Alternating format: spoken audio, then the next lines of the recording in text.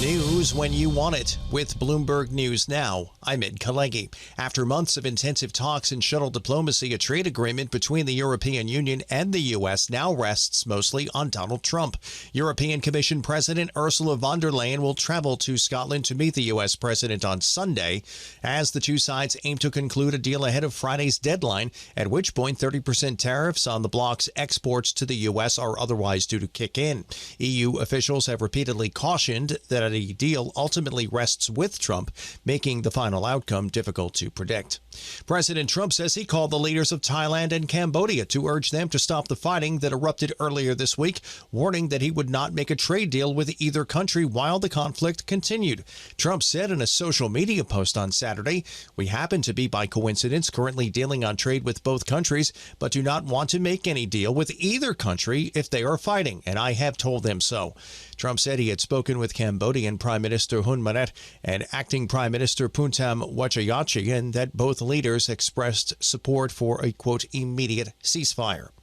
Israeli airstrikes and gunshots killed at least 42 people in Gaza overnight and into Saturday, this according to Palestinian health officials and the local ambulance service, as starvation deaths continued and ceasefire talks appear to have stalled.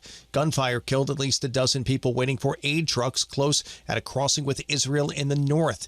Israel's military said it fired warning shots to distance a crowd in response to an immediate threat, and that it was not aware of any casualties.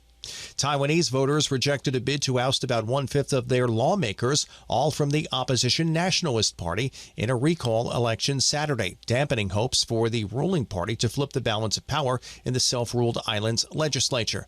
The independence-leaning ruling Democratic Progressive Party won last year's presidential election, but the China-friendly Nationalists, also known as the KMT, and the smaller Taiwan People's Party have enough seats to form a majority bloc.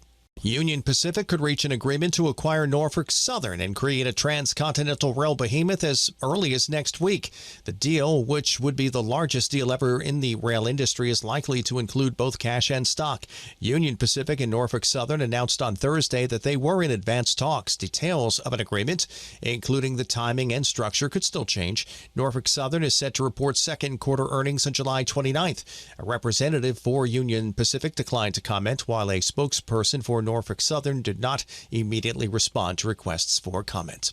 American Airlines finally has taken possession of its first long-range Airbus A321XLR aircraft, but the plane will remain in Europe. We get more on this from Bloomberg's Charlie Pellet. The reason? A supply chain issue that's caused a shortage of seats. American said it did sign paperwork accepting the plane in Hamburg, Germany.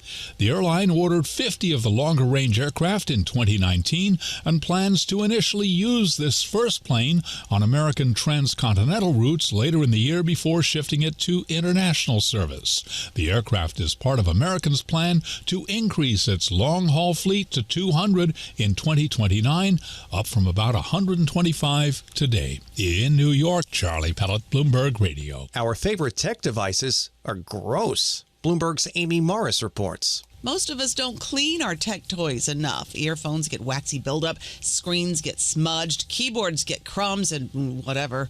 But regular cleaning doesn't just keep them looking new. It also extends their lifespan, and it helps you avoid spreading germs. Keep microfiber cloths, cotton swabs, and isopropyl alcohol handy for safe cleaning. Compressed air or even a hairdryer on a cold setting can help you clean your keyboard. Smartphones should just be wiped with a lint-free cloth.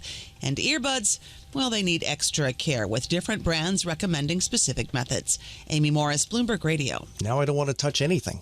That's news when you want it with Bloomberg News Now. I'm Ed Kalegi. This is Bloomberg.